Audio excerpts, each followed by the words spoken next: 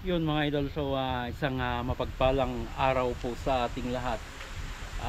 Bumalik tayo dito sa sawmill project para i-update natin ito pagkat tapos na po yung sa pintura at sa PVC mga idol.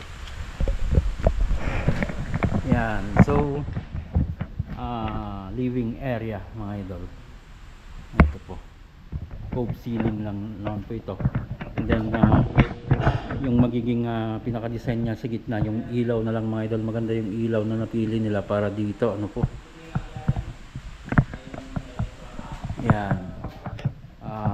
Dining and kitchen dito mga idol. Ayan o.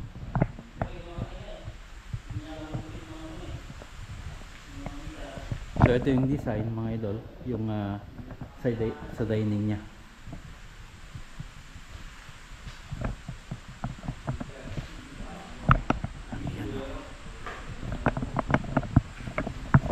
Lipat tayo sa master's bedroom. Ito naman po sa master's bedroom. So yung mga ganitong design mga idol ay sa mga rooms lang talaga natin ito makikita po. Then sa walk-in closet, PVC po ito. Medyo madilim lang mga idol, hindi natin kita. PVC din po dito sa may CR. Medyo madilim na. So yung kulang na lang dito mga idol ay yung sa electrician natin. So next week mga idol, ito na yung ipapagawa natin sa electrician natin, yung mga ilaw. And then dito sa guest room mga idol, may pagbabago dito, so hindi ko na pinagalaw ito mga idol. Kahit napatakan na natin, ready for primer and top coat na sana ito. Kaso babaguhin namin ito mga idol. PVC na lang yung ilalagay po dito Yan so babaklasin yung board mga idol.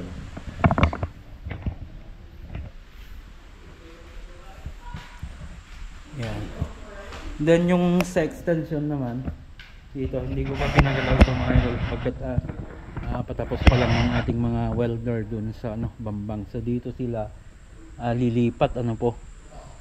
So dito mga idol ay may extension tayo dito na halos 2 meters yung haba.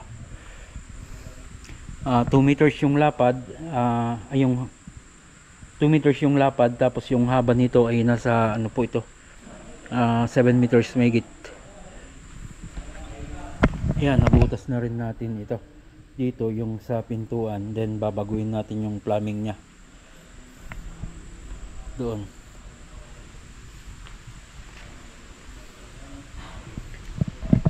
Yung pintuan dito mga idol, sasarduhan na po iyan. Dan akyat tayo sa taas. Yan, second floor mga idol. Sa hallway, opening ng hagdanan, PVC po yan, paikot.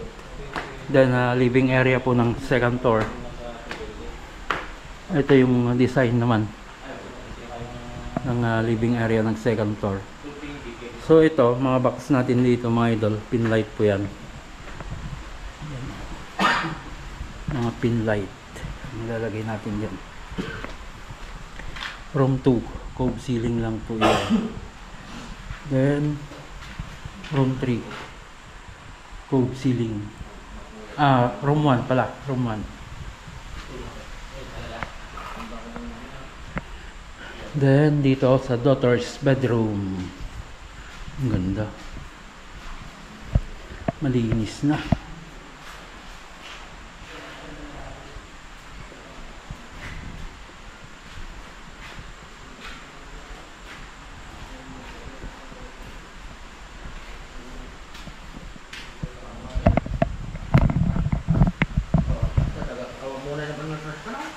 So nandito na rin pala yung mga analog.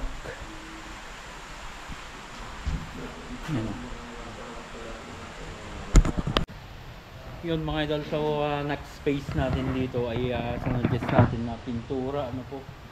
So tinanong ko sila kung kakabitin namin yung mga central light nito ay Hindi pa naman daw. So yung mga pin light muna yung ilalagay namin dito bago kami maglagay ng central light. So may initial na usapan na po kami ukol sa all paint niya. So hopefully mga idol ay magkasundo po kami ulit ng may-ari, ano po. So halos pa-final touch na lang natin ito sa sa Monday next week. Papasilip natin lahat yung kailangang i-retouch.